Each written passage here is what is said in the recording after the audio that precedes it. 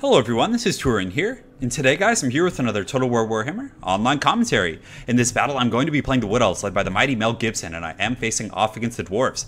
So let's go ahead and take a look at the army composition and we can go from there. So on the front line I pretty much have all Eternal Guards. So Eternal Guards are very good against the Dwarfs because number one, they have silver shields, so against Thunders and Quarrelers and things like that, they're going to be quite resilient. Secondly, they have very high melee defense of 44, but the most important thing is the fact that they have very good armor piercing damage. So though their weapon strength is quite low at 24, 20 of that is going to be armor piercing damage. So that means they're going to be very effective against that dwarf front line, especially when you combine it with Lore of Life. So you can already see that the Goblobber and the Grudge Throwers are going to be getting into these guys pretty good, unfortunately for me. But whole front line of Eternal Guards. In the flanks, I do have actually wanted to try some Wildwood Rangers. So these guys are very heavy duty armor piercing troops. The downside being that they're incredibly squishy. Their melee defense is actually 35, which is good for like a great weapon style unit, but still they do have, I believe, an anti-large bonus. Yeah, so that's not really going to be great unless they get attacked by gyrocopters, but the main thing being that they do have 32 armor piercing damage. Personally, after kind of experimenting with this, I think it would probably just be worth it to get more like Eternal Guards and things. But if you guys have had success with Wildwood Rangers against Dwarves, let me know. Be interested to hear about it. So I do also have the mighty Mel Gibson over here, and he is just a force to be reckoned with. Number one, against like gyrocopters, he does have some pretty heavy duty armor piercing spear damage. Well, I should say spear, but missile damage. So when he throws his spear, it hits quite hard. He has very heavy weapon strength, and his offensive stats are incredible. His melee attack is actually 73. Granted, he does do magic damage, so that's going to be mitigated by 25% against the Dwarves. He is still such a force to be reckoned with, especially considering he's unbreakable. I do have the Cloak of Isha, which gives him a 44% ward save or damage resist when he's below 20%, so he's also very tough to kill. Lore of Life in the back, Spellsinger here with the Earthblood and the Regrowth, and I decided to try out Way Watchers. I'm on the fence about these guys because if they do bring like gyrocopters or have like high value targets like Iron Drakes or Thunders, these guys can really just put them down, but against like Quarrelers and like relatively low tier missile units, these guys can get taken out, especially against like Grudge Thrower fire, so it's going to be a little bit tough. So two of those guys right here, and eager to see how they do. Another Wildwood Ranger on the far side, and I do have two groups of Wild Riders, so one on this side and one on this side, because obviously mobility is the bane of the Dwarves. So for my opponent, he does have some miners right here, more miners with blasting charges here, an entire front line of Dwarf Warriors, and I believe he does have some Iron Breakers somewhere. It looks like it's just Dwarf Warriors, so more of like a wide style army.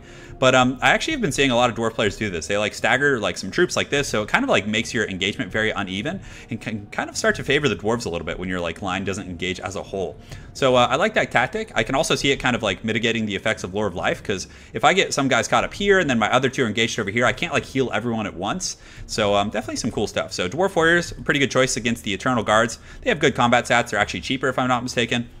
And, do have shields, of course, against the missile fire. Whole front back line of Quarrelers, so I'm hoping to get my Wild Riders back there, but he does have two Slayers defending them, the Dragonback Slayers, and on top of that, he does have a Goblobber and a Grudge Thrower. So without further ado, guys, my apologies for the long-winded introduction, just trying to give you as much tactical insight as I can. Let the games begin. So his Grudge Thrower, unfortunately, is going to be starting to target my Wildwood Rangers in the back, who are a very high-value, expensive target, and that Goblobber is pretty darn accurate, and it's going to be doing a lot of damage to those guys. So my forces are engaging here, and the Wild Riders are coming around the back. You can see these Slayers are starting to mirror their movement. So if you are playing Dwarves, you don't want to like just chase out an open field. You kind of just want to mirror their movements, and I think my opponent does realize that shortly. You kind of want to just stay high and tight and force them to come in and then engage them, because chasing them out in the open field, Wild Riders do have 85 move speed against the 40 of the Slayers. So I'm taking quite a bit of fire here, and you can see the mighty Mel Gibson is kind of perusing about here, getting ready to use some of his bombardment abilities and all that other good stuff. So he actually decided to pull back those miners rather than stagger. Still, I'm taking heavy Quarreler fire, and you can see it's getting in here, doing some pretty good damage against my these, what are these guys called? War Dancers. So, War Dancers? No, Way Watchers. Totally confused there, but also some blasting charges going down in the front, roasting a lot of my guys, but you can see Gibson is pretty angry about that. He's going to be charging in here. We'll definitely be doing some heavy damage to these miners, because he does cause fear and terror. So against these type of units, he's going to just hit like an absolute truck. So you see the Hounds of Gibson going off in the back. I do get a nice little volley there, and my Wildwood Riders do get in the back and are able to just run over those crews and at least knock them off their cannons.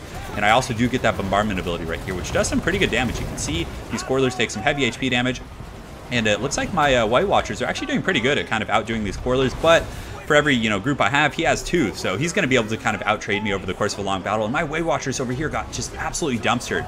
But in the front line, you can see the Eternal Guards have engaged against miners.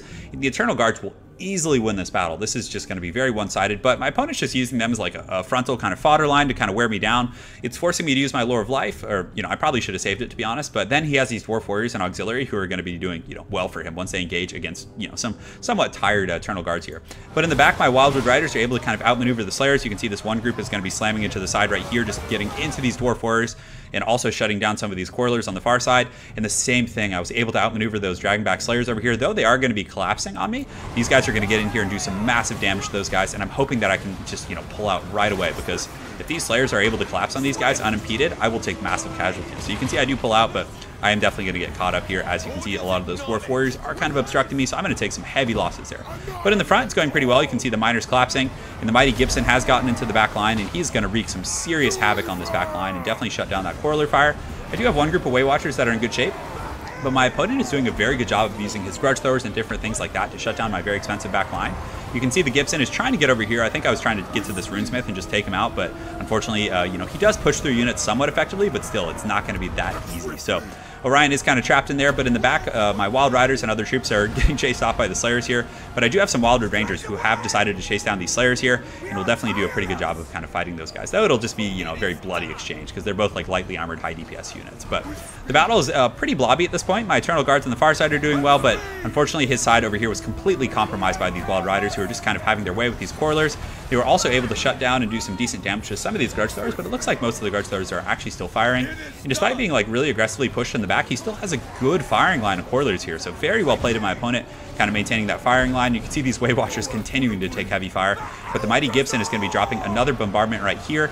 And I have pushed back past that front line of miners, and now the battle is really getting taken to these Dwarf Warriors here. So that Hawk's Talon, I really like that ability. And the Hounds of Gibson, unfortunately, hitting most of my own troops, but those Wild Riders coming in and getting another great rear charge right here, able to outmaneuver those Slayers, just doing some serious work. And that's a lot of resources shut down. Granted, the Godlobber has 40 kills, and this Grudge over here has 12, so not a lot of kills, but they were all against Way Watchers pretty much, which are expensive units, but these Wild Riders were now able to shut these guys down, which is very huge. But guys, the balance of power is still a little bit even, maybe slightly starting to tip in my favor. These Way Watchers here having racked up 30 kills against 11 of these Coilers, but still, I'm still taking artillery fire from that one Grudge over here. But up in the high ground, I think there were some Slayers chasing off in the distance, but it looks like the Coilers in the back were able to be routed off by these Wildwood Rangers, who I think are kind of fast for infantry. What do they have? 35 move speed, so kind of like on the higher end of like standard infantry, but they're able to just massacre those Coilers in the back.